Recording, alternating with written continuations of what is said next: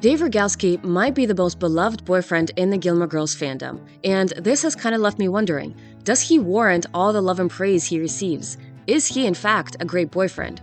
So I decided to study this character very closely, and I'm here to say that he's not that great. Just kidding, he's perfect. I wasn't gonna have a video where I just praise a character, but this is what it's going to be, but hopefully I'll be able to provide something new, at least. We'll see. If you're into it, come along with me on this journey of gushing over Dave. I've got some thoughts.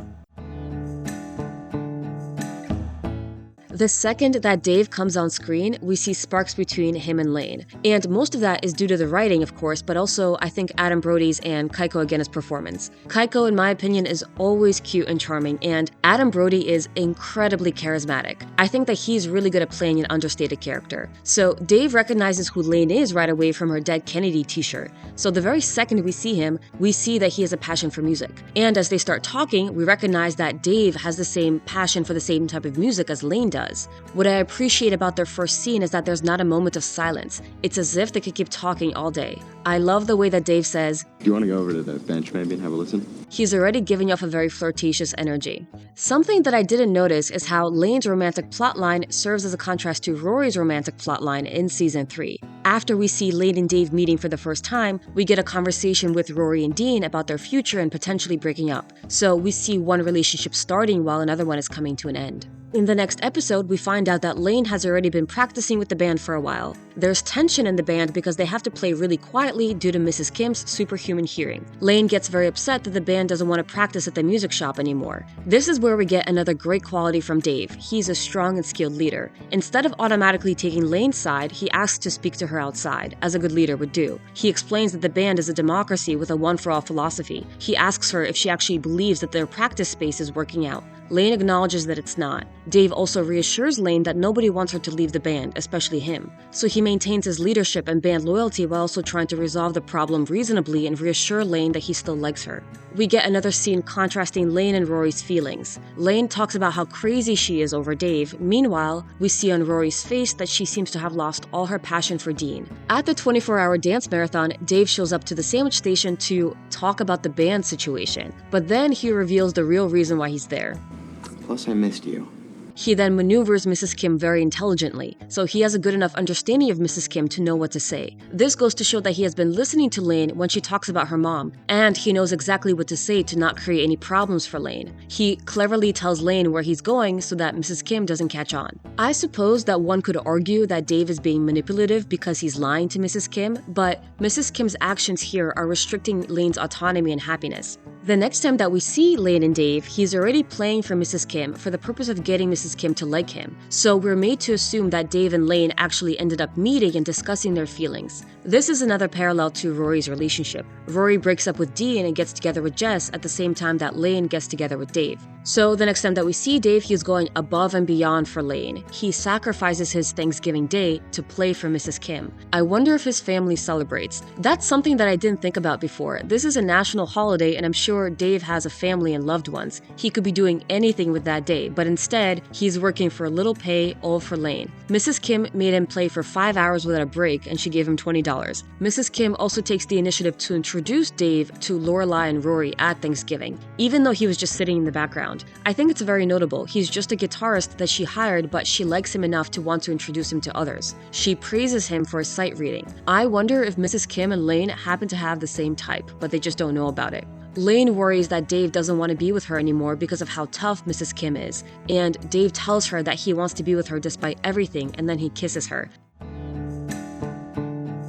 In addition to hiding their relationship from Mrs. Kim, Lane and Dave have to hide their relationship from the band. This is what I call good tension. We have a couple that everybody's rooting for, but outside forces are keeping them apart. Neither Dave nor Lane are at fault.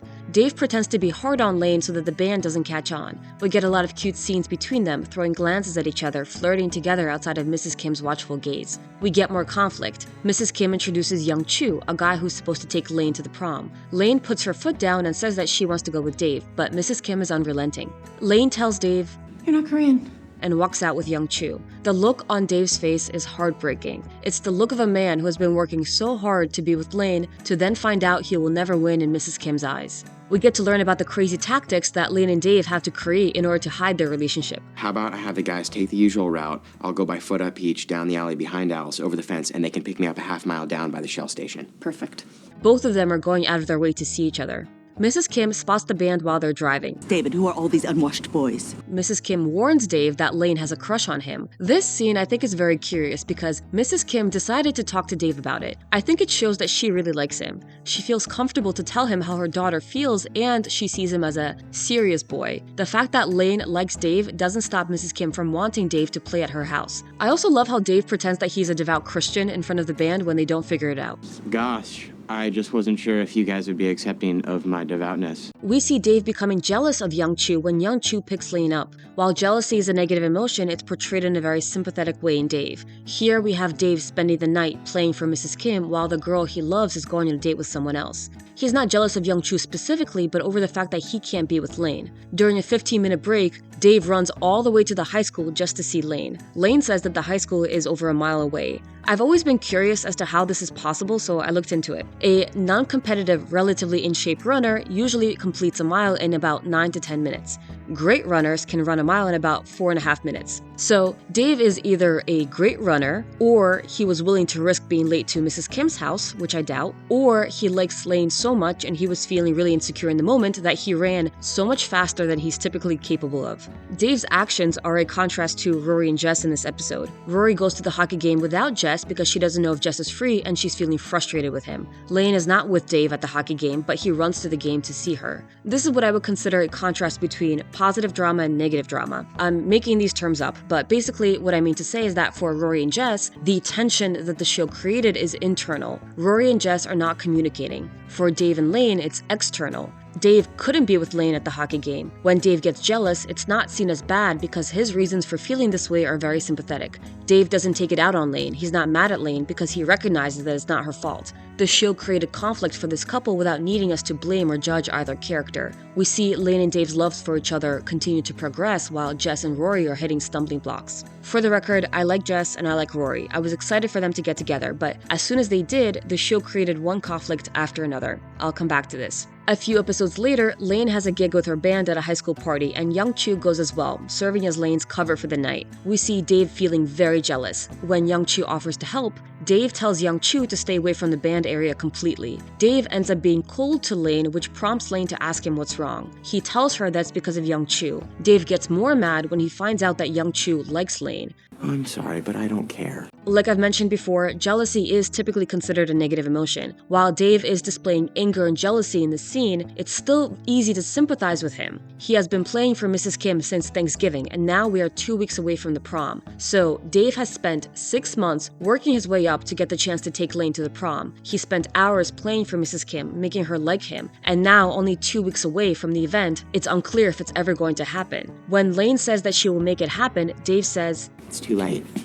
So we see that Dave is not in fact perfect, but his feelings are understandable. It's also easy to sympathize with Lane. It's very clear that she wants to go with Dave, but she's afraid of her mother. It's hard to blame Lane for her hesitancy. Lane drunk dials her mom. Dave tries to save her from the situation, but then he's upset with her because she's drunk and they have to go play in a few minutes. Again, very understandable from both sides. At the party, we get another contrast to Rory's romantic situation. Dean starts a fight with Jess, which is very violent and dramatic. Dave comes up to Young Chu to talk. Young Chu and Dave are the softer counterparts to Dean and Jess. The fact that Dave decided to talk to Young Chu demonstrates that while he was still mad at Lane, he's not giving up. He still wants to go with her.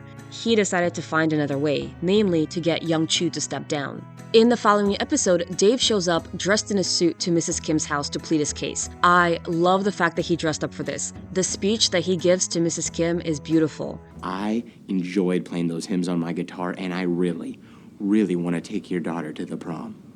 Mrs. Kim, in response, quotes Shakespeare. Let never day nor night unhallowed pass, but still remember what the Lord hath done. The quote, as Mrs. Kim says, comes from Henry VI.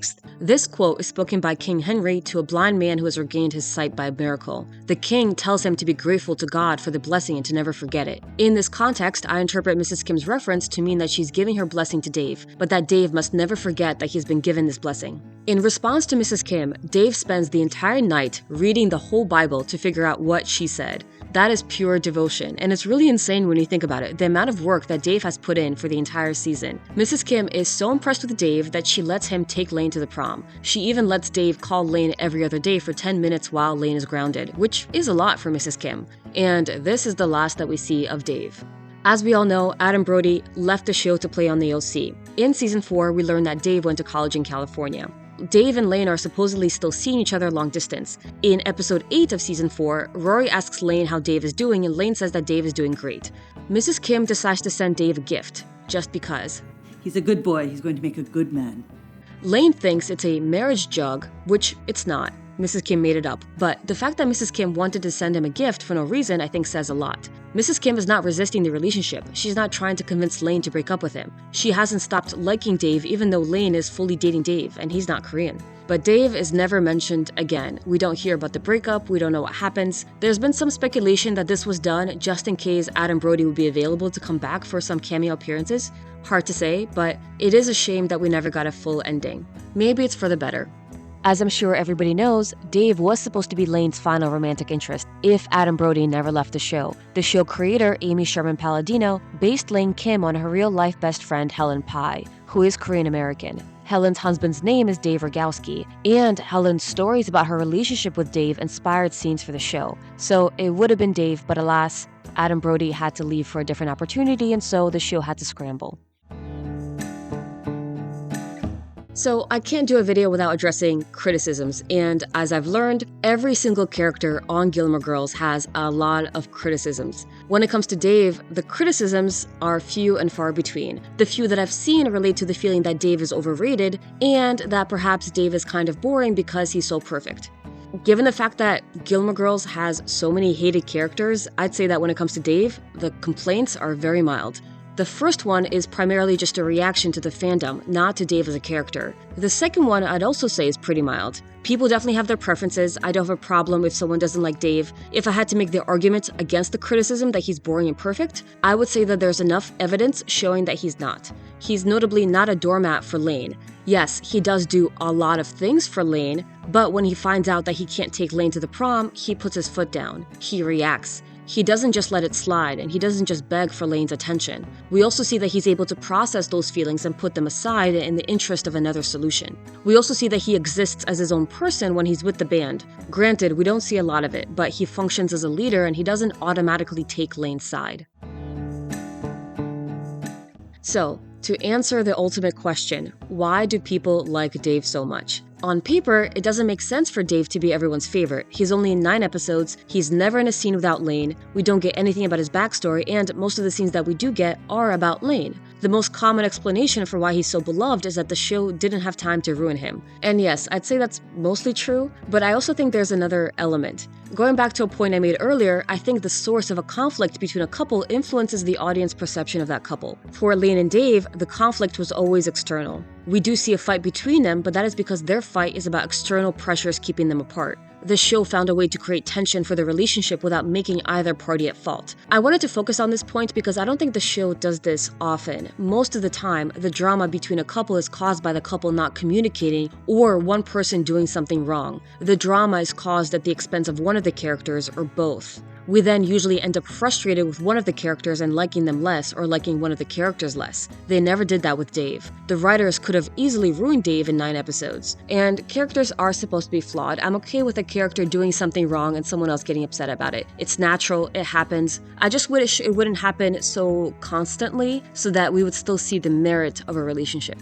So that's my take on Dave. I know I went off on a little bit of a tangent. It's just that as I was working on this, I had all these thoughts coming up and I just thought I should share them. I very much enjoyed all the relationships on this show, good or bad. I understand why the show did the things the way that they did. I guess a part of it is just a little bit of wish fulfillment for me. I don't want relationships to be perfect. I want to see the drama, but I kind of also want to be able to root for all the people at the same time. If you have an alternative theory for Dave, I would love to hear about it. There's also another really good video, I'll try to link it, that covers Lane's relationships with other individuals. I thought it was a really good summary, and there's another alternate timeline to her story, so it's really cool. Thank you again. I appreciate you guys.